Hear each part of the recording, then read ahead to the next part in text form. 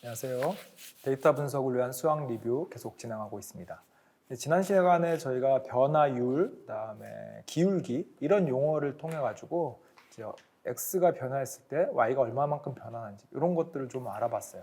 우리 일상생활에서 흔히 접하는 속도, 속력 뭐 이런 개념하고 비슷한 게 아니라 사실 같죠. 인상 볼 수 있습니다. 오늘은 그거를 조금 더 확대시켜서 뭔가 수학에서 사용하고 있는 용어랑 좀 매칭을 시켜보려고 합니다. 지난 시간에 봤던 그림을 좀 우리가 그려보면 이런 거죠. 이렇게 함수가 이렇게 있으면 여기서부터 x를 기준으로 해서 이 점을 이으면 기울기가 이렇게 되고 요 점을 이으면 이렇게 되고 요 점을 이으면 이렇게 되고 점점 변하고 있죠. 그래서 여기가 델타 x가 점점 이렇게 줄어들고 있습니다. 이렇게 돼 있는 거를 좀 제가 그림을 잘 못 그리니까 예쁘게 그린 걸 보면 요겁니다. 요거 지금 보이시죠? 델타 x가 이렇게 쭉 줄어들고 있습니다. 그러면 이 기울기, 이 파란 직선이 지금 기울기죠. 우리 다른 말로 하면 변화율입니다. 변화율이 점점 변하고 있죠. 특히 이렇게 2차 함수 이상 이렇게 곡선으로 된 함수 같은 경우에는 어떤 점에서의 기울기가 다 다를 뿐만 아니라 크기를 얼마로 잡느냐에 따라서 기울기가 달라집니다. x를 어디로 잡느냐는 당연히 기울기가 달라지는데 요 위에 변하지 않는 그림을 좀 볼까요? 이걸로 보시면 돼요. x가 어디로 잡느냐가 중요한 게 아니라 x를 여기로 잡았다고 하더라도 델타 x를 이렇게 얼만큼 크게 잡느냐에 따라서 기울기가 계속 변하고 있습니다. 이렇게 되면 기준이 모호해져요. 기준이. 그래서 한 점에서의 기울기는 늘 같아야 되기 때문에 요거를 델타 x를 극한까지 보내서 거의 x에 붙이는 거죠. 델타 x를 0으로 만드는 거죠. 그래서 그렇게 해서 저희가 x라는 점에서의 기울기를 기준을 정한다. 이렇게 보시면 되겠습니다. 그래서 수식으로 나타내면 요거죠. 델타 x 분의 fx 이렇게 마이너스 fx. 그래서 우리가 요거를 조금 용어를 한 가지 더 말씀을 드리면 델타 x를 극한으로 0으로 보내면 이거를 우리가 표현을 dx라고 표현을 합니다. dx라고. 이 dx라고 표현하면 그래서 원래 우리가 기울기가 델타 x분의 델타 y였죠. 이 델타는 얼마가 될지 모르는 거예요. 기울기가 그 범위가 이거를 극한으로 보내게 되면 이걸 저희가 dx분의 dy 이렇게 씁니다. 저희가 약속을 한 거예요. 리미트 델타 x가 0으로, 델타 y도 0으로 이렇게 보냈을 때 우리가 이 dx dy 이렇게 편하게 쓰는 거죠. 그래서 앞으로는 dx dy dx 이렇게 쓰게 되면 이게 x라는 어떤 점에서의 그 순간 변화율 이렇게 얘기를 할 수 있겠습니다. 용어라고 보시면 돼요. 그래서 우리 미분 얘기를 할 때 보면 이렇게 dx dy 이런 얘기들을 많이 쓸 것 같아요. 여기 보시면 지금 같은 말이죠. 최종적으로 dy를 dx로 나눈 거고 이렇게 y를 이쪽으로 뽑은 것도 같은 의미고 괄호를 씌워도 상관없습니다.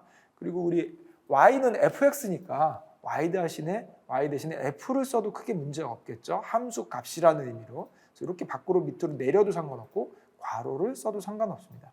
그 다음에 우리가 간접적으로 여기에 보면 f하고 프라임이라고 돼 있어요. 요거를 저희가 많이 사용을 합니다. 그래서 fx를 함수를 나타내듯이 우리가 f에 이렇게 점을 찍으면 프라임을 찍으면 이게 뒤에서 다시 용어를 볼 건데 도함수, 미분값 이렇게 얘가 일반 함수였으면 이거를 미분한 걸 표현할 때 우리가 dx dy 이렇게도 표현하지만 f'x 이렇게도 표현을 하고 있습니다. 그래서 이 용어에 대해서는 뒤에서 다시 한번 볼게요. 자, 이렇게 해서 우리가 변화율과 그 기울기 이런 거에 대해서 좀 알아봤어요. 그런데 우리가 하고 싶은 거 이제 뭐냐면 이런 걸 알고 싶은 거예요. 원래 우리가 함수를 표현할 때 예를 들어서 fx는 x제곱이다. 이런 함수가 있었어요. 그러면 이거를 그림으로 표현을 하면 이런 식으로 될 거고 그 다음에 우리 순서상으로 표현을 하면 x를 y 함수값이 있고 x제곱이죠. x를 이렇게 돼 있으면 1, 2, 3, 4, 5, 6 이렇게 증가시켜 갑니다. 그러면 fx 값이 모양이 좀 잘 안 보이네요. 다시 그릴게요. 밑으로 이렇게 그려볼게요. 이렇게 그려서 여기가 x 값이고 여기에 fx 값입니다. y 값이죠. 네. 그래서 1, 2, 3, 4, 5 이렇게 증가할수록 1의 제곱, 2의 제곱, 3의 제곱, 4의 제곱, 5의 제곱 이런 식으로 쓰고 이걸 저희가 함수값이다. 함수값이다. 이렇게 쓰고 얘를 함수다. 얘를 그래프다. 이렇게 얘기를 했어요. 근데 저희가 알고 싶은 건 이제 뭘 알고 싶으냐면 함수값도 알고 싶지만 그때 그 점에서의 기울기를 알고 싶어요. 기울기. 혹은 변화율. 같은 말이죠. 어디서? 그 점에서요. 왜 그러냐면 점이 바뀔수록 그 기울기는 계속 바뀌고 있는 거니까 그 점에서의 기울기를 알고 싶어요. 단 기준은 뭐냐면 제가 이 점을 찍었어요. 만약에 1이라는 점을 찍었으면 아까처럼 이 델타 x가 이만큼이냐 이만큼에 따라서 직선의 기울기가 달라지죠? 지금은 이 점에서의 극한. 그래서 델타 x를 0으로 보냈을 때 그때의 기울기를 알고 싶어요. 그러면 그래프로 그리면 이렇게 접선의 기울기가 되겠죠. 그 다음에 2라는 점에서의 기울기를 알고 싶으면 이렇게 접선의 기울기가 될 거예요. 3이라는 점에서 알고 싶으면 또 이렇게 접선의 기울기가 될 거예요. 그럼 이게 1번, 2번, 3번이라고 했을 때 이때의 기울기가 있을 거예요. 그거를 알고 싶어요. 자, 그러면 어떻게 해야 되죠? 계산을 해야 돼요. 계산. 그래서 1, 델타 1 분의 그래서 요거에 조금 증가시킨 거 분의 f의 x 플러스 델타 x 빼기 f의 x 이런 식으로 해서 여기다 x를 집어넣고 이걸 리미트 델타 x를 0으로 보낸 거예요. 이거를 각 점에서 다 계산해 줘야 돼요. 이거를 여기서도 계산하고 여기서도 계산하고 왜? x가 바뀌고 있으니까. 왜? 우리 이렇게 했었죠. 함수값 구할 때 fx는 x제곱 이렇게 있으면 1을 집어넣고 1을 구하고 2를 집어넣어서 4를 구하고 3을 집어넣고 9를 구하고 이렇게 했듯이 여기에다가 요 각점에서의 다 x값을 집어넣고 기울기를 다 계산을 해줘야 돼요. 다 계산을 해줘. 근데 이게 생각보다 귀찮죠. 왜냐하면 x값을 정한 다음에 계산하고 x값을 정한 다음에 계산하고 이게 좀 귀찮다는 거예요. 그래서 우리는 어떻게 하기로 했냐면 이거를 변화율을 한 번에 구해주는 규칙을 찾았어요. 변화율을 한 번에 구해주는 규칙을 찾았어요. 뭐냐면 이 규칙이 뭐냐면 x를 집어넣으면 변화율이 나오는 x를 집어넣으면 변화율이 나오는 이 수식을 규칙이라고 하기에는 그렇고 수식 같은 말이죠. 이걸 알고 싶은 거예요. 예를 들어서 우리가 함수는 뭐죠? 함수는 x를 집어넣으면 함수 값이 나옵니다. 함수를 집어넣으면 함수 값이 나오고 x를 집어넣으면 함수 값이 나옵니다. x라는 변수를 계속 변화해서 집어넣을 때마다 함수 값이 계속 이렇게 툭툭툭툭 튀어나오는 거죠. 이런 걸 저희가 함수라고 불렀어요. 근데 우리는 뭘 알고 싶으냐면 이제는 x를 집어넣으면 함수값 말고 그 점에서의 기울기를 알고 싶은 거예요. x를 집어넣으면 그 점에서의 기울기, x를 집어넣으면 그 점에서의 기울기. 그래서 이걸 저희가 뭐라고 부르냐면 도함수라고 부릅니다. 도함수. 요게 함수. 이렇게. 사실 규칙이죠. 함수라는 거는 규칙. 함수가 뭐죠? fx 이꼴 x제곱이었어요. 그런데 함수는 뭐냐면 x를 집어넣으면 함수 값이 나오는 그런 아이들을 저희가 함수라고 부릅니다. 그럼 도함수는 뭐냐면 x를 집어넣으면 기울기가 나오는 아이들입니다. 그래서 얘 같은 경우에 도함수를 우리가 결론부터 얘기하면 도함수를 구하면 2x 이렇게 얘기해요. 이렇게. 얘가 함수고 얘가 도함수입니다. 함수의 역할은 뭐죠? x를 집어넣으면 함수값이 나오는 애. 1 집어넣으면 1, 2 집어넣으면 4, 3 집어넣으면 9, 4 집어넣으면 16. 이게 함수입니다. 도함수는 뭐냐면 x를 집어넣으면 기울기가 나오는 아이들입니다. 그래서 이게 도함수예요. 그래서 1 집어넣으면 2, 2 집어넣으면 4, 3 집어넣으면 3이 6, 4 집어넣으면 4이 8. 이게 요 점에서 x의 점에서의 기울기, 변화율이 됩니다. 순서가 바뀌었죠. 원래는 얘를 결정을 하고 이걸 계산을 해서 이걸 뽑아주는 거예요. 이게 순서였는데 지금은 뭘 어떻게 순서를 바꿨냐면 이걸 늘 계속하기가 너무 불편하니까 이런 규칙을 찾았는데 이 규칙을 저희가 뭐라 부르냐면 도함수라고 부릅니다. 그래서 도함수의 특징은 뭐냐면 x를 집어넣으면 y를 준 y값, 함수값을 주는 게 아니라 그 점에서의 기울기를 돌려주는 그런 아이들을 저희가 도함수라고 부릅니다. 도함수. 그러면 제가 건너뛰었는데 이거 어떻게 찾았냐는 거죠. 함수가 x제곱이었는데 2x라는 걸 어떻게 찾았냐. 저는 그냥 2x라고 썼어요. 제가. 이걸 어떻게 찾았냐는 거예요. 이거를 저희가 도함수를 찾는 과정을 뭐라 그러냐면 함수를 미분한다라고 얘기해요. 미분한다. 그래서 미분한다라는 건 무슨 뜻이냐면 도함수를 찾는 과정. 미분한다는 거는 도함수를 찾는 방법, 찾는 과정. 이렇게 얘기를 하는 거고 저희가 많은 수학자들이 이런 규칙을 찾아놨어요. 미분하는 규칙을 찾아놨어요. 그래서 예를 들면 x제곱을 미분을 하면 2가 이렇게 내려오면서 2x가 된다든가 그 다음에 3x의 3승을 미분하면 3x 제곱이 된다든가 익스포넨셜 x를 미분하면 자기 자신이 된다든가 이런 것들을 미리 다 수학자들이 규칙을 다 찾아놨어요. 미리. 그래서 우리는 그 규칙을 좀 배우려고 해요. 미분하는 방법. 이걸 저희가 미분하는 방법이죠. 사실 어떻게 보면 함수를 도함수를 만드는 규칙입니다. 그 규칙을 수학자들이 다 찾아놨고 우리는 그걸 좀 배우려고 하고 함수에서 도함수를 찾는 과정을 우리가 미분한다라고 얘기를 했으니까 이거는 미분하는 도함수를 찾는 미분하는 방법을 이렇게 다 미리 만들어놨다. 그래서 이 규칙을 우리가 알면 뭐가 편리하냐면 일일이 그 점에서의 기울기를 계산할 필요가 없어요. 일일이 계산할 필요 없고 미리 규칙을 찾는 거예요. 그 규칙이 뭐냐면 도함수. 그래서 함수가 주어졌을 때 이런 수학자들이 찾아놓은 규칙을 적용을 하면 도함수를 구할 수 있습니다. 도함수를 구하면 뭐가 편리하냐면 x를 집어넣기만 하면 그 점에서의 기울기가 탁탁탁탁 튀어나오는 거예요.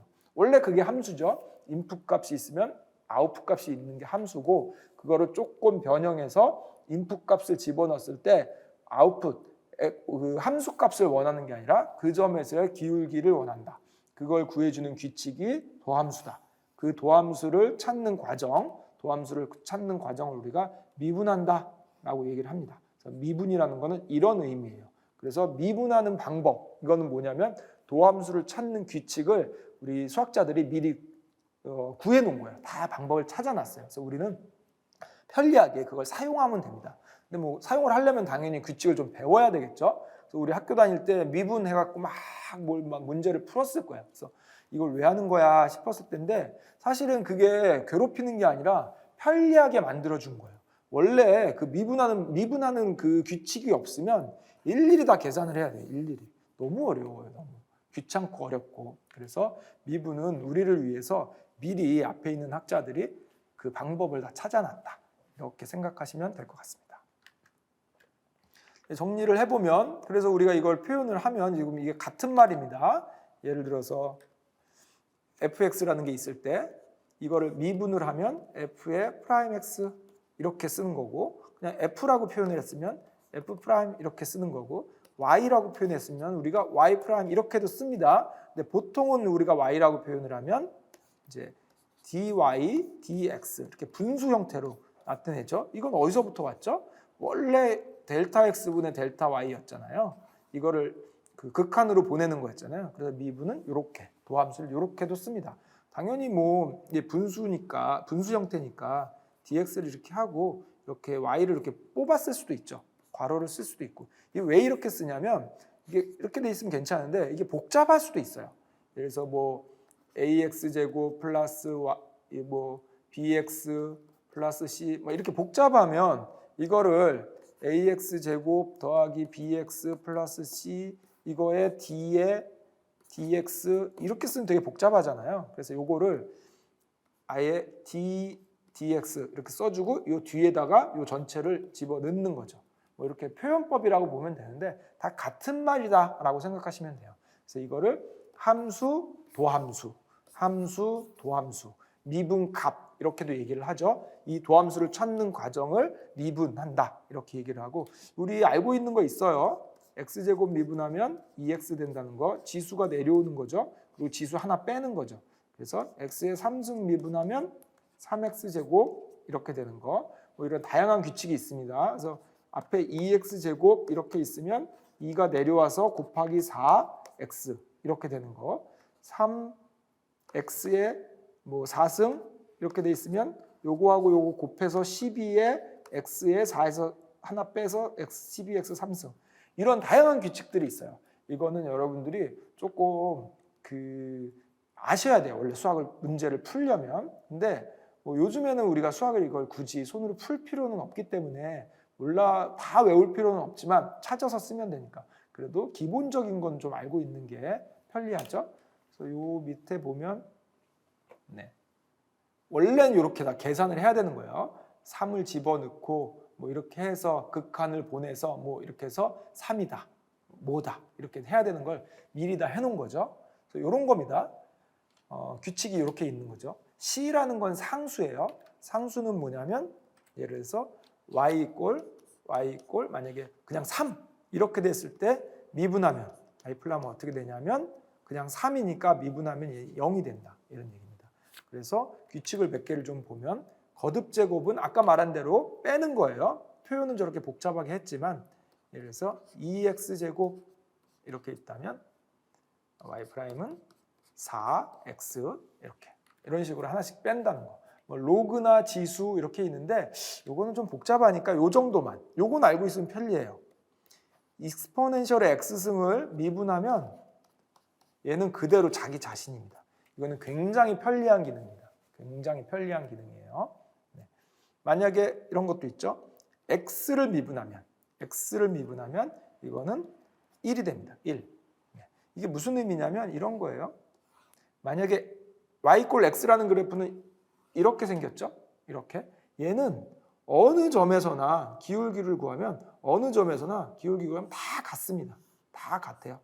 예를 들어서 얘가 1일 때 1이고 2일 때 값은 2고 3일 때 3이잖아요. 그래서 여기서 얘를 빼면 3에서 1 빼면 2죠. 얘도 3에서 1 빼면 2죠. 그래서 2분의 2입니다.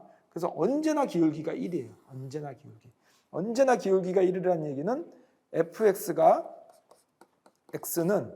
f의 프라임 x를 구하면 1이라는 얘기예요.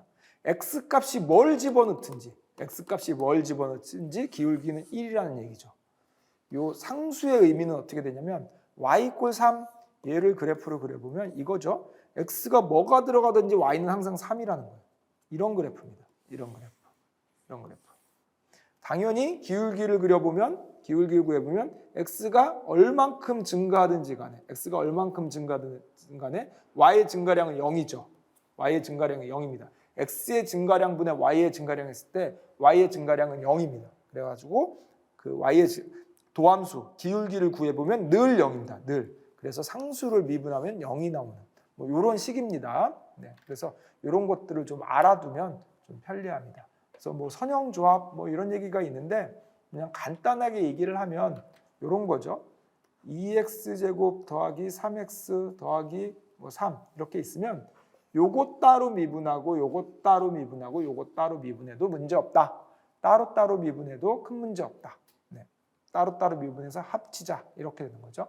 그럼 미분의 규칙을 우리가 좀 알 수 있고, 다시 한번 말씀드리지만 미분은 도함수를 구하는 과정이라고 얘기할 수 있고, 도함수는 x를 집어넣었을 때 그 점에서의 기울기를 우리에게 돌려주는 함수다 이렇게 생각하면 됩니다. 원래 그 점에서 점을 먼저 구하고, 순서가 점을 구하고 기울기를 구하는 게 원래 일반적인데 거꾸로 규칙을 먼저 구해놓고 점을 집어넣으면 기울기를 돌려주는 함수를 쓴다. 이렇게 보시면 되겠습니다. 참고적으로 나중에 이게 제가 자꾸 순서를 얘기하는 이유가 나중에 우리가 머신러닝 할 때 이게 굉장히 중요해져요. 우리 같은 경우에는 편리성을 위해서 도함수를 먼저 구한 다음에 규칙을 먼저 구한 다음에 숫자를 집어넣으면 답이 나오죠. 그래서 순서가 규칙을 정하고 집어넣으면 답이 나옵니다. 이걸 저희가 뭐 굳이 얘기하면 뭐 해석적 미분 뭐 이렇게 얘기를 합니다. 근데 사실 컴퓨터는 이거보다 규칙을 구하는 것 자체가 어려워요. 규칙을 구하는 것 자체가 어려워요. 그래서 컴퓨터는 사실 이거보다 그냥 숫자를 먼저 정한 다음에 순서를 사람하고 거꾸로 숫자를 먼저 구한 다음에 거기서 기울기를 계산하는 게 더 훨씬 더 편리하고 빠릅니다. 이거를 뭐 굳이 얘기하면 수치적 미분 이렇게 얘기할 수 있는데 나중에 우리가 머신러닝 같은 걸 알고리즘을 학습을 시킬 때 이 미분들을 많이 사용을 하는데 사람은 이렇게 하지만 사실 기계는 이거보다 얘를 먼저 하고 거기서 기울기를 구하는 게 더 빠르고 잘할 수 있습니다. 그래서 사실 기계는 우리 컴퓨터는 머신러닝 다 컴퓨터에서 이루어지잖아요. 그래서 컴퓨터는 이렇게 하지 않고 거꾸로 우리의 원리대로 원론대로 숫자를 먼저 구하고 거기서 기울기를 구한다. 숫자를 정하고 거기서 기울기를 다 일일이 계산해서 아까 우리 리미트 델타 x를 0으로 보내고 요거 계산하는 법이 있었잖아요.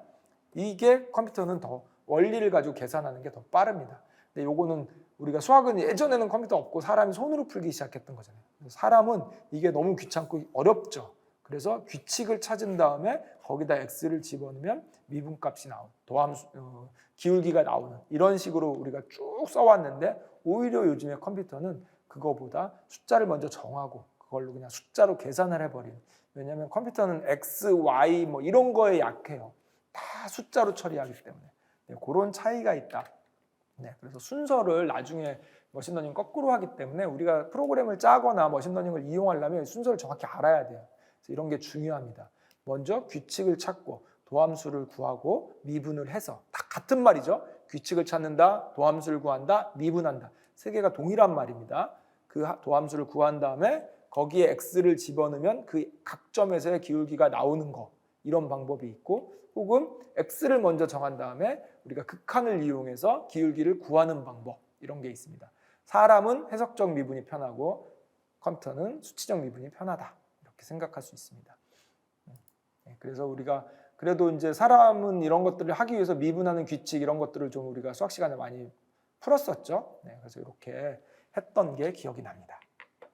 네, 그래서 우리 미분한다는 거는 이런 의미라고 보시면 돼요. 그다음에 나오는 얘기를 조금 더 해볼게요. 우리 그 연쇄 법칙이라는 게 있어요. 흔히 말해서 체인룰이라고 있는데 이 체인룰은 머신러닝에서 굉장히 중요한 알고리즘을 형성하고 있어요. 뭐 우리 흔히 말하는 뭐 인공지능의 겨울 뭐 이런 얘기 혹시 들어보셨을지 모르겠지만 최초에 한 1950년대 이럴 때 인공지능이 막 이렇게 나오면서 사람들이 이제 정말 조만간에 모든 게 다 기계가 해결할 수 있겠구나라고 생각을 했었는데 어느 순간에 이거 안 되네 라는 식으로 이제 어떤 뭐 여러 가지 논문도 발표되고 하면서 그런 일이 있었는데 그런 게 겨울 인공지능의 겨울 뭐 1차 인공지능의 겨울, 2차 인공지능의 겨울 이런 얘기를 하는데 그 겨울이라는 게 무슨 얘기냐면 사람들이 인공지능 연구를 안 하는 거예요. 연구를 안 하는 게 하기 싫어서 안 하는 게 아니라 사람들이 안 된다고 판단을 하고 그 자본을 이렇게 넣어야 돈을 넣어야 연구자들이 연구를 하는데 그 투자금을 다 회수해버리는 그런 걸 저희가 보통 인공지능의 겨울 이렇게 얘기하는데 그 인공지능의 겨울을 극복한다는 건 뭐냐면 사람들이 안 된다고 생각했는데 이렇게 하면 되네 라는 것들을 발표를 하는 거예요. 그러면 사람들이 투자자들이 되겠는데 라고 해서 투자를 막 하는 거죠. 뭐 개인 투자자든 뭐 국가가 됐던 그래서 인공지능의 겨울을 뭐 이렇게 극복했다. 뭐 이런 얘기들을 히스토리들을 보면 알 수 있는데 그때 저희가 중요하게 이 AI에서 중요하게 생각하는 알고리즘이 우리 뒤에 잠깐 조금 배울 건데 경사강법이라는 것과 오차 역전파 이런 아이들이 있어요. 그런 아이들의 근간을 이루고 있는 게 체인룰입니다. 체인룰은 인공지능에서 따로 만든 게 아니라 원래 수학에서 있던 아이들인데 걔의 특징은 뭐냐면 이런 겁니다. 우리가 도함수를 그러니까 그 기울기를 구하기 위해서는 도함수를 구해야 되는데 도함수를 구할 때 좀 복잡한 애들 예를 들어서 아까 같은 경우에는 간단하게 구할 수 있어요. 그래서 뭐 2x제곱 뭐 이런 애들은 그냥 간단하게 4x 이렇게 구할 수 있는데 문제는 좀 복잡하게 돼 있는 함수들 예를 들어서 이런 거 익스포넨셜의 2x의 제곱 뭐 이렇게 좀 복잡하게 돼 있는 애들 이렇게 복잡하게 돼 있는 애들을 하려고 하다 보니까 이게 너무 어려운 거예요. 그래서 사람들이 생각을 한 거예요. 어떻게 하면 될 수 있을까라고 했더니 이거를 좀 나눠서 보는 거예요. 그래서 익스포넨셜의 t승 이렇게 하고 t승 이렇게 하고 대신에 t는 2x의 제곱. 이게 좀 복잡해 보이지만 잘 보면 알 수 있습니다. 이렇게 나눠본 거예요. t를 이렇게 정의하고 여기 여기로 들어가면 똑같은 거잖아요. 그러면 이렇게 얘기할 수 있겠죠. 그리고 이렇게 나눠봤더니 익스포넨셜의 t승을 따로 미분을 하고 이걸 따로 미분을 하고 익스포넨셜 자기 자신이죠. 그 다음에 t 꼴 2x제곱을 또 따로 미분을 하고 이거 미분하면 4x가 되죠. 따로 미분을 해서 이거를 여기다가 4x를 곱해주니까 그리고 나서 이 t를 그냥 놔두면 안 되니까 원래 걸로 바꿔줘야 되죠. 이걸 다시 집어넣어야 됩니다. 그래서 익스포넨셜의 2x제곱에 곱하기 4x 이렇게 하니까 이 미분이 딱 맞더라는 거예요. 딱 맞더라. 그래서 이거를 일반화시키면 저희가 어떻게 얘기할 수 있냐면 이거 체인룰이라고 부르는데 이런 거라고 보시면 돼요. 만약에 저희가 fx라는 게 있는데 fx가 두 개의 함수의 합성함수로 돼 있다. 합성함수로 나눌 수 있다면 만약에 아까 이렇게 돼 있던 걸 저희가 2의 t승으로 하고 t는 2x 이렇게 나눈 거죠. 그럼 이게 요 안으로 들어가는 거죠. 그래서 예를 들면 이런 거죠. g에 원래 요 x가 오는 자리에 다시 새로운 hx 이런 식으로 뭔가 이중으로 돼 있는 합성함수죠. 요거를 여기다 집어넣으면 이렇게 표현할 수 있는데 이걸 쪼개서 생각하면 이렇게 따로 이렇게 할 수 있고 얘가 뭐냐면 gx죠. 얘가 뭐냐면 hx입니다. 근데 hx를 요 안으로 집어넣은 거죠. x 자리에. 그래서 g의 x 자리에 이게 그대로 들어와서 hx 이렇게 되는 거죠. 이걸 저희가 합성함수라고 부릅니다. 합성함수. 일반화시키면 이렇게 되는 거예요. fx라는 어떤 함수가 있는데 fx는 gx와 hx로 쪼갤 수 있더라.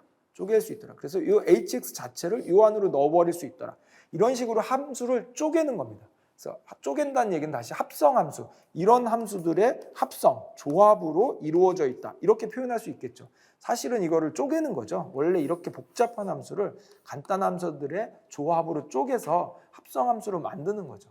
왜 합성함수로 만드냐면 이렇게 합성함수로 만들었더니 따로따로 gx 따로 미분하고 거기에 hx를 따로 미분해서 두 개를 이렇게 곱해서 해보니까 이거 똑같네? 원래 우리가 함수를 복잡하게 하는 게 똑같네? 이렇게 얘기를 하는 거예요. 그래서 우리가 복잡한 함수를 미분하는 방법 이렇게 볼 수 있습니다.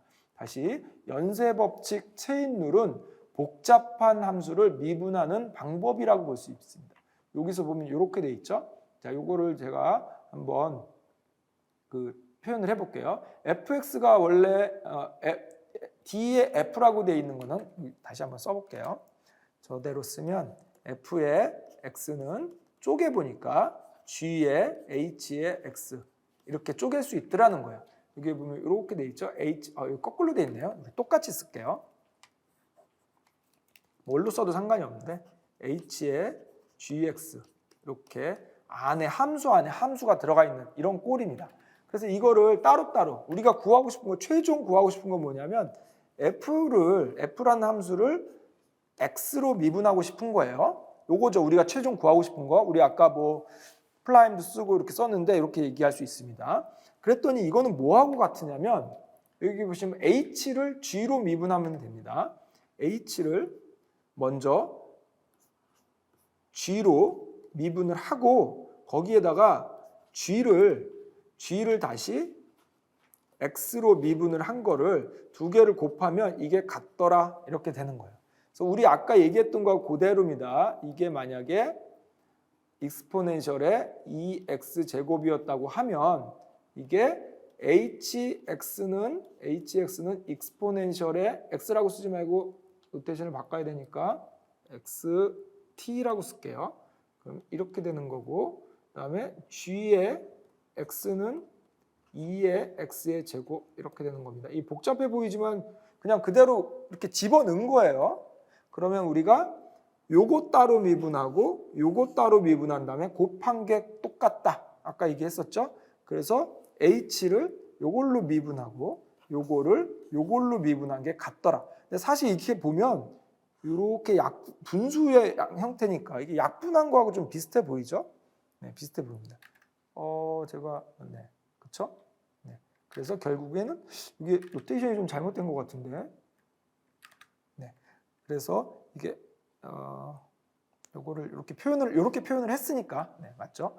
네. 그래서 결국에는 이렇게 따로따로 미분한 걸 두 개를 곱하니까 같더라. 그래서 이게 나중에 머신러닝에서는 이 합성함수가 막 한 100개쯤, 1000개쯤 계속 나와요. 그래서 얘 따로 미분하고 얘 따로 미분하고 얘 따로 미분한 거를 곱하니까 결국은 이게 이거하고 같더라. 이런 게 계속 이제 같더라. 이걸 이용해 가지고 굉장히 많은 것들을 이렇게 조합된 애들을 미분한 거를 결국 미분값을 구할 수 있고, 요거는 우리 체인룰이라고 하는 체인룰이라는 걸 이용해 가지고 머신러닝 알고리즘에서 오차 역전파 뭐 이런 거에서 사용하고 있습니다. 보시면 이렇게 돼 있죠. 좀 복잡해 보이지만 아까 제가 쓴 그대로입니다. 익스포넨셜, EXP라고 쓴 거는 익스포넨셜하고 똑같은 거예요. 우리 익스포넨셜의 x 이렇게 쓰나 EXP x 이렇게 쓰나 이렇게 지수로 쓰면 좀 여기가 복잡해지면 보기 안 좋으니까 이렇게 많이 표현을 하기도 합니다. 그래서 EXP에 이렇게 쓴 거를 이렇게 쪼개는 거죠. 이 전체를 G라고 보고 G는 요거라고 보고 그다음에 요거는 요거라고 보고 따로따로 다 쪼개는 거야. 세 개로 쪼갠 거예요. 세 개로. 지금 세 개를 쪼개서 각각을 따로따로 미분을 하는 거야. 따로따로. 그리고 다 곱했더니 원래의 함수가 되더라. 이런 얘기입니다. 이 체인룰을 뭐 연습하기 위해서 이렇게 써놨는데 하나만 해볼까요? 조금 복잡해 보는 거. 요거 한번 해볼까요? 익스포넨셜의 EX 3승. 요건 우리 아까 했던 거니까 요거를 한번 해볼까요? 요거를.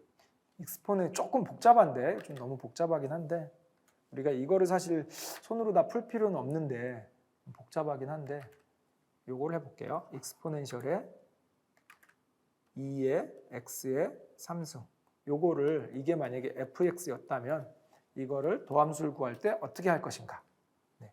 요거를 전체를 뭐 예를 들면 아무거나 놓는 거죠. t라고 놓는 거예요. 익스포넨셜의 t승이라는 걸로 쪼개지고 그다음에 t는 이 값을 y라고 할게요. y는 이렇게 되고 t는 2x의 3승 이렇게 되는 거죠. 그러면 요거를 그냥 y의 프라임을 구하면 익스포넨셜의 t는 자기 자신입니다. 익스포넨셜. 그리고 t의 프라임을 따로 구하면 2, 3은 6, x의 제곱 이렇게 되는 거죠. 그래서 두 개를 곱해주는 거예요. 익스포넨셜의 t 곱하기 6, x의 제곱 이렇게 두 개를 그냥 곱해주는 겁니다. 근데 t는 우리가 만든 변수잖아요. 그래서 그냥 놔두면 안 돼요. 원래 걸로 바꿔줘야 돼요. 얘를 집어넣어줍니다. 그래서 얘는 익스포넨셜의 t 자리에 그대로 2x 3승이 오고 곱하기 6의 x제곱 이렇게. 요게 우리가 원하는 그 fx를 미분한 값. 이렇게 요거는 뭐 예를 들기 위해서 너무 복잡하면 우리가 풀기가 너무 어려우니까 좀 간단하게 만든 건데 그래도 좀 합성함수니까 조금 복잡한 거잖아요. 이렇게 복잡한 거. 여기에 굉장히 복잡하게 섞여 있다고 하더라도 이거를 이렇게 쪼갠 다음에 각각을 미분한 다음에 곱해주자. 요 t를 이렇게 넣은 거는 우리가 t를 변수를 임의를 잡았기 때문에 원래 변수를 넣어줘야 돼요. x를 표현해줘야 되니까 넣은 거예요. 그래서 체인룰은 각각을 미분한 다음에 그거를 곱해주면 원래 값이 미분이다. 이런 거라고 보실 수 있습니다. 제가 이렇게 자세히 설명드리는 이유는 나중에 머신러닝에서 중요하게 사용되는 원리다. 이렇게 보시면 되겠습니다. 이렇게 해서 저희가 체인룰까지 좀 알아봤고요. 그 다음에 우리가 요거를 기울기와 최소값의 필요조건 이런 얘기를 좀 해보려고 해요. 최소값 얘기를 한번 해보려고 하는데 최소값 얘기가 나중에 굉장히 머신러닝이나 이런 데서 그 중요한 알고리즘, 정사하강법이나 이런 것 때문에 중요한 알고리즘을 쓰는데 사실은 우리가 미분을 이렇게 열심히 한 이유가 뭐냐면 최소값 구하려고 한 겁니다. 최소값 구하려고. 그럼 최소값을 어떻게 구해야 하는지를 한번 볼게요. 일단 가장 기본적인 우리 머신러닝 빼고 수학에서 최소값 이런 얘기를 한번 해볼게요. 자, 함수가 이렇게 돼 있다고 해볼게요. 이렇게. 그러면 원래 이게 fx라는 함수라고 하면 딱 눈으로 봐도 이 함수 전체 최소값은 어디냐면 여기입니다. 여기를 기준으로 나머지는 다 함수값이 커요. 만약에 여기가 3이었다. 그러면 3이 제일 작은 값이고 나머지는 다 3보다 클 거예요. 조금만. 이때의 x값은 0이겠죠? 그림대로라면. 그러면 이거는 x가 0일 때, 뭐 사실 진짜 이거를 x제곱이라는 함수면 x제곱 플러스 3 이렇게 그리면 되겠네요. 네. 그러면 이렇게 되는 거죠. 그래서 x에다 0 집어넣으면 3이죠. 근데 x에다 0이 아닌 조금 뭐 1이라든가 마이너스 1이라든가 어떤 수를 집어넣어도 플러스 2 어떤 수를 집어넣어도 다 커지죠. 마이너스를 집어넣어도 마이너스 1의 제곱이니까 1 더하기 3 그래서 결과는 4. 그래서 어떤 수를 집어넣어도 다 이 3이라는 값보다는 커집니다. 이럴 때 저희가 이 3을 이 fx 함수의 최소값이라고 부릅니다. 최소값. 그러면 이 함수의 최소값은 얼마일까요? 최대값. 최대값은 없습니다. 물론 범위가 정해져 있지 않으면. 왜냐하면 x가 커질수록 y값은 무한히 증가하죠. x가 작아져도 무한히 증가합니다. 그래서 이럴 때는 최대값은 없습니다. 그래서 최소값을 구하는데 어쩔 때 최소값이 있기도 하고 없기도 한데 최소값을 구하려고 하는데 어떻게 구할까? 이걸 한번 생각을 해보는 거예요. 우리 학교 다닐 때 사실 배운 얘기인데 최소값을 어떻게 구할까? 요점의 특징을 한번 보니까 요점에서의 기울기는 이렇게 되죠. 요점에서의 접선의 기울기가 이렇게 되듯이 요점에서의 접선의 기울기는 이렇게 됩니다. 그럼 이 접선의 기울기가 얼마죠? 여기 만약에 45도다 그러면 얘가 대충 1쯤 될 건데 이 접선의 기울기가 이렇게 수평하게 누웠다. 그러면 이 기울기는 0입니다. 0. 그렇죠? 0이죠. x가 어떻게 증가하든 y의 증가량은 없잖아요. x가 얼만큼을 증가하든 y는 하나도 증가하지 않죠. 그래서 0입니다. 델타 x분의 델타 y가 0이죠. 이건 기울기가 0이고 변화율이 0이다. 이렇게 얘기할 수 있죠. 0이란 얘기는 무슨 뜻이냐면 요점에서의 기울기가 0이다. 이런 뜻이는 뭐냐면 이 함수를 미분을 한 다음에 기울기가 0이 되는 점을 찾으면 그 점이 그 함수의 최소값이다. 이렇게 얘기할 수 있을 것 같아요. 근데 거꾸로 만약에 이런 함수가 있다고 해볼게요. 뒤집어진 함수. 요점에서의 기울기도 0이죠. 이 점에서의 기울기가 0이에요. 그러면 우리가 이렇게 얘기할 수 있어요. 0이라고 해서 무조건 최소값은 아닙니다. 0이라고 해서 무조건 최소값은 아닌데 최소값이 되려면 최소한 기울기가 0이 돼야 돼요. 최소한. 그래서 이걸 수학적인 용어로 뭐라고 하냐면 필요조건이다. 네. 최소값이 되기 위한 필요조건이다. 이렇게 얘기합니다. 우리 필요조건, 충분조건, 필요충분조건 이런 얘기 들어보셨을 거예요. 필요충분이면 기울기가 0이면 무조건 최소값. 최소값이면 무조건 기울기가 0. 이렇게 되는 게 필요충분 조건인데 사실 지금 상황은 그렇지 않아요. 최소값이면 기울기는 0이 맞아요. 근데 기울기가 0이라고 해서 무조건 최소값은 아니죠. 왜? 최대값일 수도 있잖아요. 그래서 우리가 요거를 기울기가 0인 거를 최소값이 되기 위한 필요조건이다 라고 합니다. 그러면 필요조건 말고 기울기가 0이면 최소값이 무조건 이런 조건을 찾으면 좋잖아요. 안타깝게도 그런 조건이 없습니다. 안타깝게도. 그래서 우리는 일단 기울기가 0이 되는 점을 찾습니다. 기울기가 0이 되는 점을 찾아요. 그러면 그게 최소값일 가능성이 있는 거예요. 최소값일 가능성이 있어요. 그래서 그 점을 찾는 게 목표인데 안타깝게도 잘못 찾을 수도 있어요. 예를 들면 이런 경우도 있습니다. 2차 함수 말고 우리 나중에 배우신 분들이 있겠지만 극대극소 이런 얘기할 때 요런 함수가 이렇게 복잡한 함수가 있다고 하면 요 점에서도 기울기가 0이에요. 요 점에서의 기울기도 0이죠. 요 점에서의 기울기도 0이죠. 그래서 여기에서 기울기가 0이지만 얘는 최소값 아니에요. 왜? 얘가 더 낮으니까. 얘도 최소값 아니에요. 왜? 얘보다 얘가 더 낮으니까. 그래서 기울기가 0인 되는 점을 찾았다고 하더라도 그 점이 무조건 최소값은 아닙니다. 최소값이 되기 위한 최소한의 조건이다. 이렇게 생각하면 되는데 안타깝게도 그 완벽한 조건이 없기 때문에 우리는 일단 이렇게라도 찾자. 이렇게 하는 겁니다. 자, 그럼 이렇게 했을 때 우리가 두 가지가 있어요. 하나는 예를 들어서 요 점이라고 해볼게요. 요 점이라고 했을 때 요 점은 x값과 y값이 있습니다. x가 예를 들어서 여기가 뭐 한 10쯤 된다고 할게요. 10이고 y값은 뭐 여기가 1쯤 된다고 할게요. 이때 y값은 1이에요. xy가 이렇게 되는 거죠. 그럼 요 점은 x가 뭐 마이너스 5쯤 된다고 할까요? 그러면 마이너스 5에 y 값이 여기 뭐 한 3쯤 된다고 할게요. 그럼 3 이렇게 되는 거죠. 요 점은 x가 뭐 한 2쯤 된다고 하고 y가 한 7쯤 된다고 할게요. 7 이렇게 되는 거죠. 그러면 요 중간점도 있겠죠. 중간점 이런 점들도 x가 뭐 한 뭐 5쯤 된다고 하고 y가 한 4쯤 된다고 할게요. 4 이렇게. 자, 이렇게 했을 때 우리가 최소값, 최대값 이렇게 얘기하는 건 뭐냐면 y를 기준으로 하는 거예요. y를 기준으로 제일 작은 값 1, 요 점. 여기가 최소값이죠. 그래서 우리가 최소값이다. 이렇게 얘기하는 거는 y를 기준으로 합니다. y를 기준으로 최소값 이런 얘기를 합니다. 그런데 이런 얘기를 제가 굳이 왜 하냐면 우리는 y를 기준으로 해서 최소값을 찾았어요. 그 값이 얼마예요? 1이죠. 근데 우리는 이 1에는 관심이 없어요. 1에는 관심이 없고 오히려 요 10에 관심이 있습니다. 10에. 그래서 최소값을 나타내는 거는 10,1입니다. 최소값이냐 아니냐를 결정짓는 건 요 y값이에요. 1. 얘가 제일 작은 값이어야 최소값이죠. 그런데 요거는 찾는 기준일 뿐 우리가 관심 있는 건 이 x값 10입니다. 우리가 찾고자 하는 건 x값 10이에요. 그래서 우리가 최소값을 구하는 문제, 머신러닝에서 얘기하는 거예요. 머신러닝에서 최소값을 구하는 문제를 풀 때는 기준은 y값을 기준으로 하되 찾는 건 x값입니다. 그래서 우리가 얘기를 할 때 이렇게 얘기를 합니다. 최소값이 되는 x를 찾자. 최소값이 되는 x를 찾자.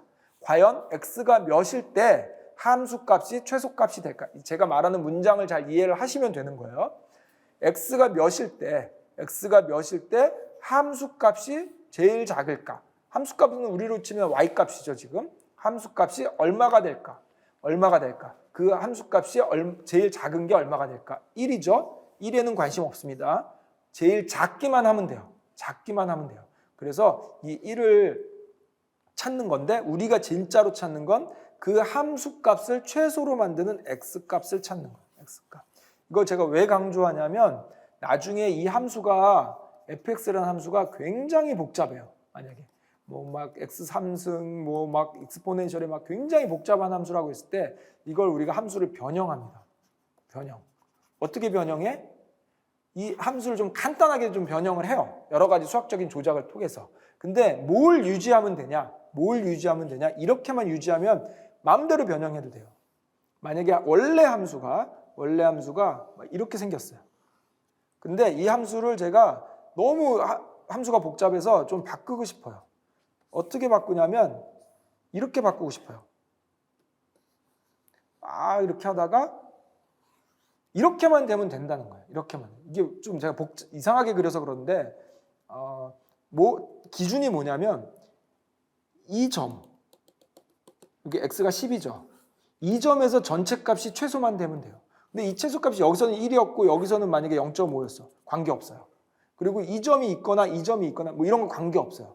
어쨌든 최소값이 되는 이 x에서 값이 최소만 되면 돼요. 이게 0.5이거나 1이거나 전혀 상관없습니다. 좀 복잡하게 이상하게 그려서 좀 약간 좀 그렇긴 한데 중요한 거는 이게 10이 변하면 안 돼요. 10이. x는 늘 10이어야 됩니다. 이게 변하면 안 돼요. x가 10일 때 함수값이 최소값이기만 하면 돼요. 이게 0.5든 1이든 상관없습니다. 그러면 이걸 왜 얘기하냐면 밑에 함수가 더 복잡하네요, 사실은. 함수가 굉장히 복잡할 때 이걸 우리가 단순화시켜서 최소값 문제를 풀려고 해요. 왜? 우리는 최소값에 관심이 없습니다. 최소값에 관심이 없고 함수를 최소로 만드는 x값에 관심이 있어요. 이게 머신러닝에서 굉장히 중요한 포인트입니다. 그래야 함수를 단순화시킬 수 있습니다. 나중에 우리가 할 때 함수를 막 단순화시켜서 막 풀 거예요. 뭐 미리 좀 말씀드리면 로그를 좀 취한다든가 뭐 이렇게 하면 굉장히 단순화가 됩니다. 이때 할 수 있는 이유가 뭐냐면 함수 값은 변하더라도 함수 값을 최소로 만드는 x 값은 변하지 않기 때문에 우리가 이런 것들을 할 수 있습니다. 우리가 그래서 여태까지 저희가 무슨 얘기를 하고 있냐면 미분 얘기를 했어요. 근데 사실 미분 얘기를 하기 전에 기울기나 변화율 얘기를 했습니다. 뭐 속도나 이런 걸 통해서. 그래서 사실 변화율 얘기를 한 이유가 뭐냐면 결국 우리는 머신러닝에서 최소값을 찾는 게 최종 목표예요. 머신러닝에서 최소값을 찾는 게 최종 목표인데 최소값을 찾으려면 어쨌든 기울기가 0이 되는 점을 찾아야 돼요. 일단 그게 필요 조건이기 때문에 기울기가 0이 되는 점을 찾으려고 하다 보니 일일이 계산하기 복잡하니까 그렇다면 도함수를 구하자. 도함수를 구하려면 미분을 해야 되는 거죠. 그래서 미분을 해서 도함수를 구하자. 도함수를 구한 다음에 x를 넣어보는 거예요. x를 넣어서 0이니 0이니 0이니 0이니 여기 x 10을 넣었더니 0이네 도함수가. 그럼 기울기가 0이란 뜻이네. x = 10에서. 그러면 너는 최소값이 될 후보가 됐어. 이거를 찾기 위함이다. 그래서 정리하면 우리는 머신러닝에서 최소값이 되는 x값을 찾는 게 목적이고 그 목적을 달성하기 위해서는 일단 기울기가 0이 돼야 되는 게 첫 번째 조건이었고 그래서 그 기울기가 0이 되는 걸 찾기 위해서 도함수가 필요했고 도함수를 구하는 방법이 미분입니다. 그래서 우리가 한 번에 이걸 일일이 할 필요 없이 앞에 있는 많은 학자분들이 이런 걸 다 만들어 놨어요. 미분하는 규칙, 도함수 찾는 규칙, 어떻게 하면 이렇게 되는지 다 만들어 놨어요. 그래서 우리는 그걸 가져다가 활용을 해서 우리가 한테 주어진 함수, 굉장히 복잡한 함수가 주어졌을 거예요. fx는 뭐 굉장히 복잡한 함수가 주어졌을 텐데 이런 것들을 미분해서 최소값을 찾는, 사실 정확히 말하면 최소값을 찾는 게 아닙니다. 최소값이 되는 x를 찾는 요 미션을 달성하기 위해서 우리가 미분을 활용한다. 이렇게 물론 다른 곳에서도 많이 활용하지만 궁극적으로 여기가 제일 중요한 포인트고 제일 많이 쓰는 활용법이라고 보시면 되겠습니다. 그래서 우리가 여태까지 기울기, 변화율, 도함수, 미분, 최소값, 최소값을 만드는 x값 이런 얘기까지 쭉 했습니다. 이게 기본적인 내용이고 다음 시간에는 이걸 기준으로 해서 사실 우리는 여태까지 뭐만 했냐면 fx만 했어요. 이거는 다변수 함수가 아니고 일변수 함수죠. 근데 실제로 우리가 머신러닝에서 접하는 함수는 다변수 함수입니다. 실제로 다변수 할 때 x가 얼마나 될까? x가 우리 지난 시간에 했던 것만 해도 x 기본 10개였죠? x1부터 x10까지. 보통 딥러닝 가면 이게 500개, 1000개 막 이렇게 됩니다. 결국 다변수 함수를 우리는 다뤄야 돼요. 근데 여태까지는 우리가 일변수 함수만 다룬 거죠. 다음 시간에는 저희가 이거를 다변수 함수에 어떻게 확장할까? 요 내용을 가지고 이야기를 좀 진행하도록 하겠습니다. 이번 시간은 여기서 마치도록 하겠습니다. 수고하셨습니다.